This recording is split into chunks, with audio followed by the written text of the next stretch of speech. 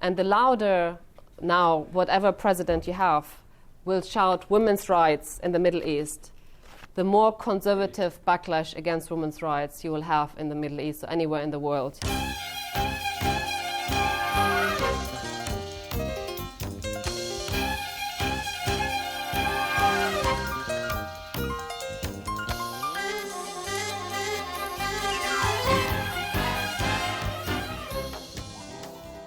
Half Iraqi, half German, Nadje Al-Ali learned Arabic as a scholar in Cairo before obtaining a doctorate at the University of London, where she is currently a professor of gender studies at the School of Oriental and African Studies. She is the author of numerous books about the tension between feminism and cultural sovereignty in the Middle East. Here, she addresses an audience at San Diego State University, California. Now, although we could have pointed, unfortunately, we could have pointed to several wars and conflicts in the region, but most of the contributions in our book actually focus on the two countries with the longest series of wars and conflict in the Middle East. That is occupied Palestine, the occupied Palestinian territories, and Iraq. So for the remainder of my talk, I would like to share with you some of the main findings in the book. And although I'll draw on examples from both Palestine and Iraq, my main focus will be on Iraq. Now, the chapters in our book all discuss different types of transnational interventions by different actors in the context of Palestine and Iraq. The outcome of these interventions is, for the most part, not positive. So, for instance, these are the European Mediterranean Partnership. There are several sort of European, but also American and British organizations. But we also looked, of course, at the American and British military presence in the region.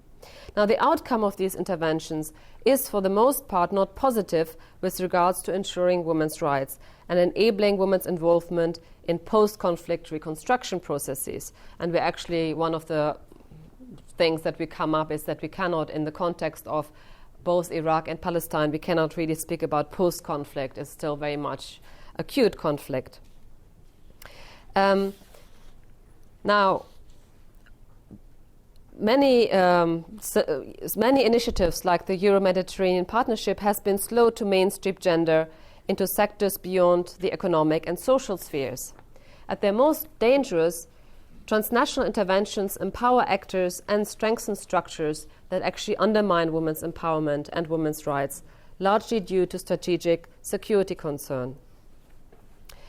Now, in the Iraqi context, for example, we see that the American and British invasion and occupation of Iraq has weakened the central state, has strengthened ethnic and sectarian leaders, and opened the way for the growth of the informalization of the economy and increasing inequality with regards to gender roles and relations.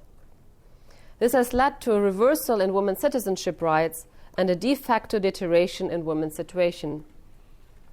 Simultaneously, US funding of women's NGOs threatens to fragment and weaken the women's movement at a time in which women's collective agency for the sake of protecting their rights is more critical than ever. And here I should say that often when I give a talk here, then there's someone in the audience who tells me, but we gave Iraqi women the women's quota. Well, it is true that since 2003 there is a quota enshrined in the Constitution, but I should stress that it's despite US opposition. I mean the opposition of the Coalition of Provisional Authority, particularly then Ambassador Paul Bremer, who, when he was confronted by a group of 15 Iraqi women's rights activists in spring 2004, who said, we are actually the majority of the Iraqi population, and we want to have a share in the new Iraq. We want to have 40% representation in all political bodies, including parliament. He looked at them and he said, we don't do quotas. Which was funny because when it came to actually ethnic and religious representation, the way the Iraqi Governing Council was appointed by the Americans, it was all about the quota. When I say the Americans, I mean the American government at the time. Okay? But Iraqi women's rights activists were not, didn't take this as the no as an answer, and they kept campaigning. And there was actually lots of sort of transnational support. And I think that is one instance of a successful transnational feminist intervention, which then led to a 25% quota being enshrined into the Iraqi constitution. So I think that was sort of a successful instance of Iraqi women activists being involved, making a positive contribution to political process. So what I'm trying to say here is that from the very beginning, you had Iraqi women's rights activists who, despite the rhetoric of women's liberation, knew that women's rights was not going to be presented on them on a platter, but that they had to fight for it. So these pictures of women demonstrating on the street, having sit-ins, campaigning, were very frequent in 2003 and 2004. It became much more difficult from 2005 onwards because of the violence. In the Palestinian case, we see that the ongoing Israeli occupation and international pressure for the Palestinian Authority to meet Israeli security demands severely limit the Palestinian Authority's administrative capacity to establish institutions that may guarantee women's rights, human rights, and the rule of law, as well as reinforcing the significance of kin-based structures that marginalize women. It should come as no surprise that Palestinian women's grassroots activism is concerned to resist Israeli occupation, the main source of their deteriorating situation, rather than engage in building bridges with Israeli women activists on the basis of shared gender interests. And I know that is really very sort of difficult for many women's rights activists and feminists in the West. We are very sort of anti-nationalist, but to realize that it's very difficult to work on a platform of shared gender interests if you don't address the issue of the occupation. In a context in which gender is instrumentalized by those actors who are implicated in war and occupation, and where the international promotion of gender mainstreaming may intensify rather than improve gender inequalities, what role can feminist and women's solidarity movements play? What I mean here is, when President Bush was in power and he was talking about women's rights in Iraq, that created a backlash against women's rights in Iraq.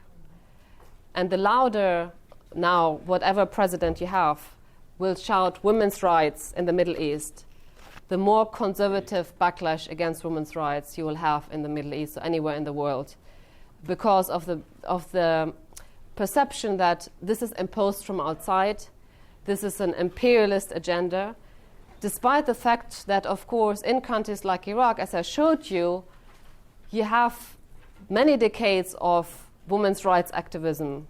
I mean, since the turn of the 20th century, Iraqi women have been involved in women's rights activism. Since the 40s and 50s, they have played a very active role. They have been educated. They have been in the labor force.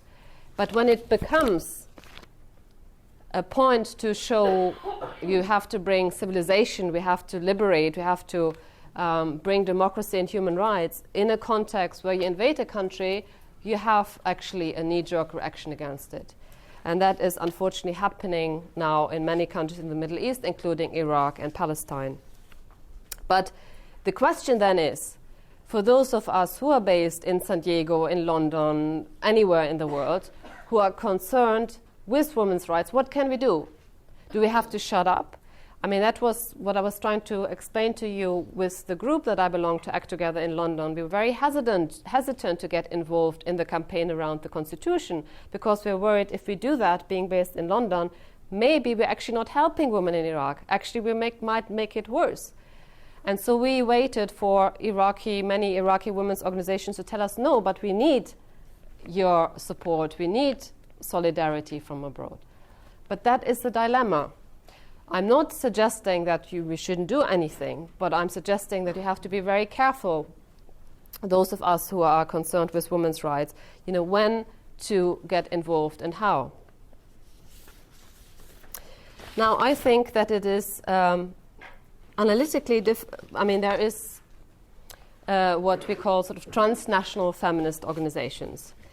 And I think here that it's necessary to analytically differentiate between those transnational feminist networks and campaigns that are transnational in method, meaning networks that actually work across borders and nation states in terms of membership, in terms of networking, communication, using the internet as a means, lobbying, but who are not necessarily rooted in post-colonial, anti-imperialist and global justice approaches.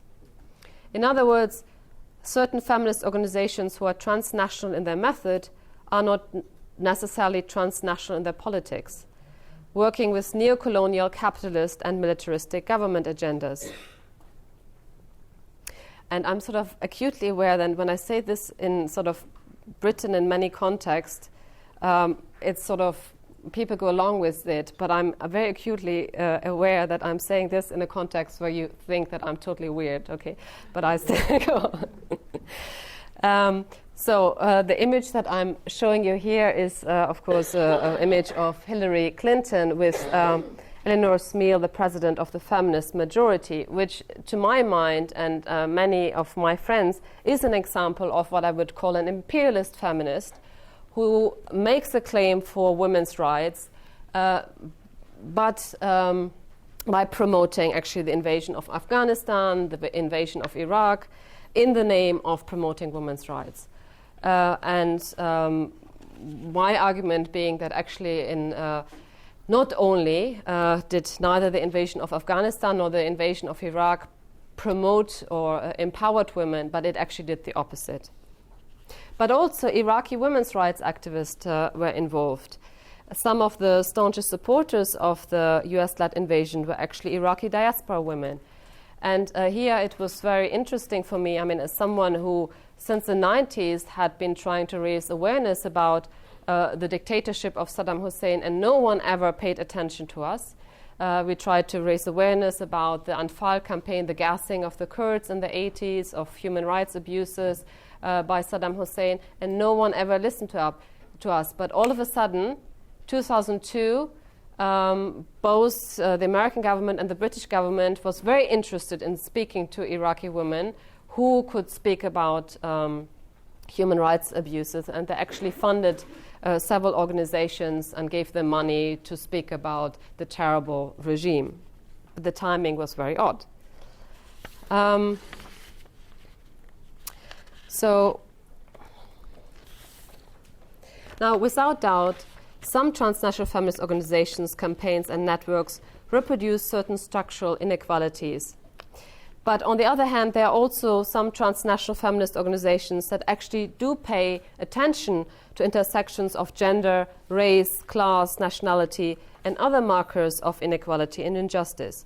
And this is one example of a group that exists all over the world. It's big in the US, it's big in Europe. It actually started in Israel by a group of Israeli and Palestinian women, women in black against war, who are feminists, they're peace activists, but they are really looking, they're also anti-racist, and obviously sort of their politics differ very much also in which context you look at. But I would say this is one example of a transnational feminist group that really pays attention to various forms of inequality.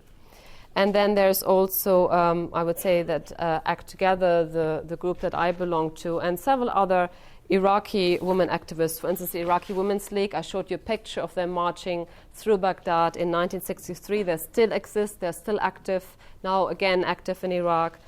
And also the Organization for Women's Freedom. There are several organizations inside Iraq. Now, a transnational feminist politics which involves an intersectional analysis is in reality, in everyday life, however, often very difficult and requires painful decisions and turmoil. The tension between the need to address women's rights and fight racism, particularly acute in the context of the Middle East and the so-called Muslim world, is very difficult. And I give you one example. Speaking to Western audiences, whether it's Britain or Germany or in the States, when I give a talk about Iraq, I'm always in a dilemma whether I should mention the issue of honor killings. You know, honor killings, or so-called honor killings, refer to the killings of women, mainly, who are accused of being involved in illicit relationships, sexual relationships outside of marriage. Okay, fact is that these have been on the increase. They have been on the increase in the north of Iraq. They are also on the increase in the rest of Iraq. And I know that I've been in situations where I've given a talk for 45 minutes. I thought a very nuanced talk.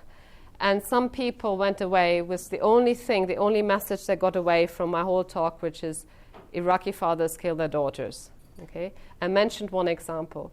So my dilemma then is, what is more important? Is it important to speak about the abuse of women's rights, or is it more important to fight against the racism and Islamophobia?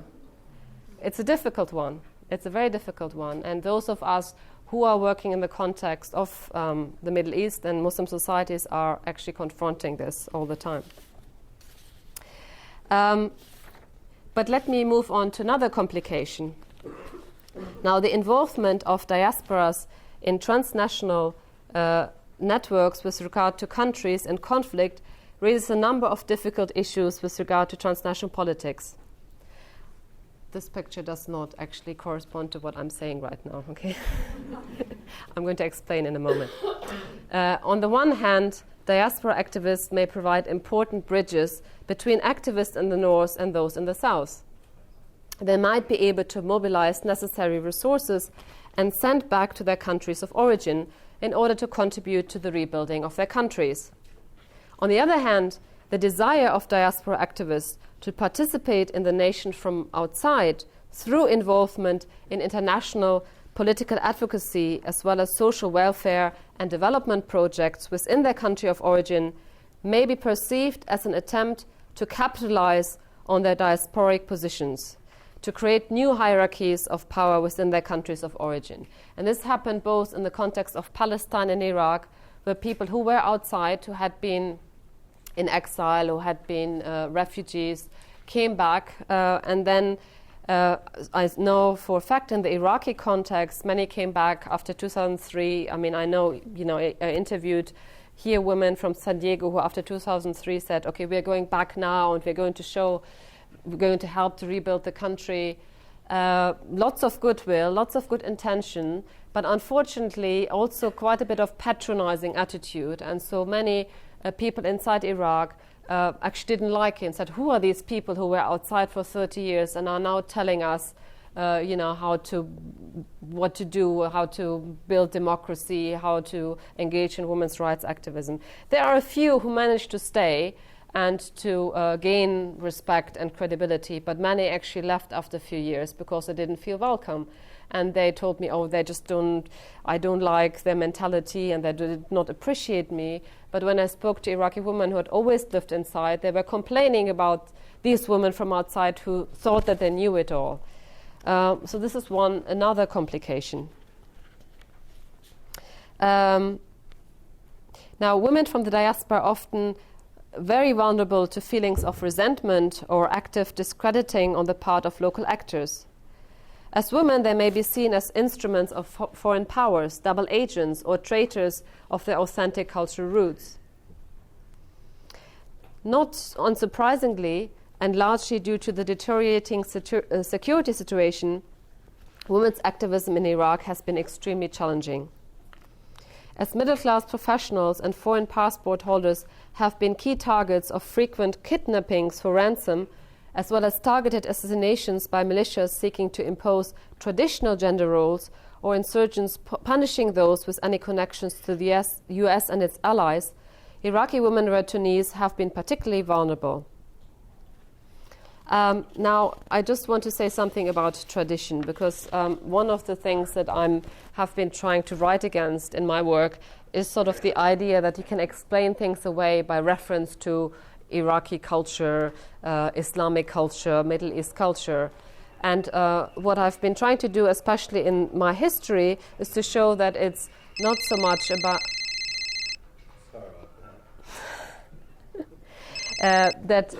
rather than religion or culture, it's changing political and economic conditions that have actually changed women's situation. And when I show this picture, I know that many people who don't know much about Iraq say, this is very traditional or very they're going back. But when I show it actually to Iraqis, especially older Iraqis, they say, this is not Iraq, this never existed in Iraq before. This, which is, by the way, not very common, but this is a post-2003 phenomenon. It never existed in Iraq before. And these are women who are linked to the Shia Islamist cleric Muqtada al-Sadr. You might have heard of Muqtada al-Sadr, the Sadrist movement. And it's a political Islamic extremist movement. And this kind of dress code has never existed in Iraq before. So this is actually a very modern phenomenon. It's a post-invasion phenomenon. And same here.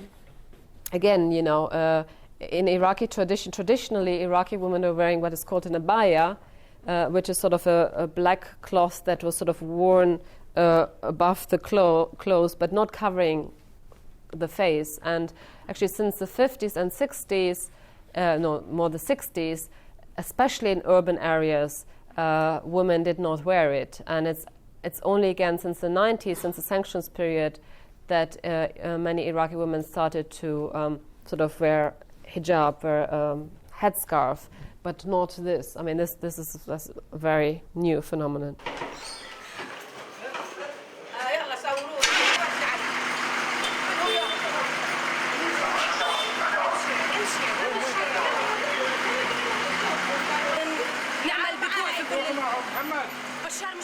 Just to say a little bit about Palestine, the one contribution in the book by Sophie Richter-Devro, who recently finished her PhD, which is about to publish, which was on Palestinian women's rights activism. And she quite controversially argued in her chapter that a transnational feminism in the context of Palestine needs to actually support women's struggle for self-determination if it has to have any relevance for women there. And here she also speaks about, in feminist theory, we have sort of moved away from a kind of essentialist women as essentially peaceful or women as essentially mothers. But she's actually pointing to the way Palestinian women very much use motherhood as a way to peacefully resist the occupation. I mean, they're very much involved in non-violent activism. But let me come to a conclusion here so that you have some time to ask me some questions as well. Now, the complex and vexed relationship between gender and transnationalism in the context of war and conflict, international peace initiatives, political transition, development programs, and diaspora mobilization is closely linked to the vexed relationship between gender and nationalism. The question whether nationalism and feminism are compatible or mutually exclusive has been a source of contestations and tensions amongst feminist scholars. What emerges in the context of recent feminist scholarship on Palestine and Iraq is that we need to pay careful attention to the specific historical context and current constellation of political and social forces when we analyze a particular nationalism. First of all, we have to distinguish between different forms of nationalism, whether exclusive, expansive, driven by xenophobia and racism, or those related to liberation struggles. But we also have to carefully examine the specific form and underlying ideology of resistance movements in the context of invasions, imperialist encroachments, and military occupations. In a context where military intervention is a tool of empire building and militarism legitimizes the use of armed forces for this end, the flip side is that armed force is considered a legitimate means of resistance to empire. We see this in Iraq, where resistance to occupation has become almost synonymous with armed resistance. Many groups with different ideological orientations make up the armed resistance, including jihadist Salafi groups, Shia Islamist militia, Ba'athists, loyalists of the former regime, and nationalists. And what is interesting here is that, or ironically, when it comes to women, is those groups linked to the government, militias linked to the government, and those groups actually fighting the government and the occupation are very similar in the way they treat women. I mean, these are mainly sort of extremist Islamist groups, linked to the government or those fighting, when they move into a neighborhood, they try to impose certain dress code on women. There have been attacks on women who are professional, who are involved in civil society organizations. In Basra alone in 2007, 133 women were killed for not being Islamic enough. It had nothing to do with Islam, but it was different groups fighting for territory and using women's bodies. And so what I'm arguing is that just as militarism is embedded within social inequalities and simultaneously helps to reproduce those inequalities, so armed resistance depends upon the mobilization of particular notions of masculinity and femininity, linked to notions of race, ethnicity, religion, class, and the reshaping of gender relations. Even where armed resistance groups adopt progressive ideologies, incorporate women fighters, and address issues of gender equality, experience demonstrates that tensions exist between national liberation and women's liberation. Women's involvement in armed struggle may simply expand notions of women's roles without challenging masculine privilege. In conclusion, I would like to argue that those who are concerned to improve women's rights all over the world are challenged to make the links between various forms of discrimination and oppression, the abuse of rights and gender-specific violence on the one hand, and the abuse of human and civil rights and military interventions in the name of the so-called war on terror on the other hand. We cannot credibly and coherently argue for women's liberation or even the narrower concept of women's rights without simultaneously addressing the wider context entailing a whole array of human and civil rights abuses as well as forms of exclusion. Torture, for example, I would argue, is a feminist issue. Whether it takes place in Abu Ghraib, Guantanamo Bay, or local detention centers in the US and the UK, we need to challenge the systematic abuse of civil and human rights and reconceptualize the continuum of violence to include the US and UK-led military interventions in the Middle East and the abuse and oppression inherent within these. However, as I've indicated earlier, I also feel uncomfortable with liberal notions of multiculturalism on the one hand and anti-imperialist glorifications of military resistance on the other hand, which tend to ignore and distort the often devastating impact of armed militias on women's lives. As I've argued over the last years in many different contexts, the enemy of my enemy is not necessarily my friend. Thank you.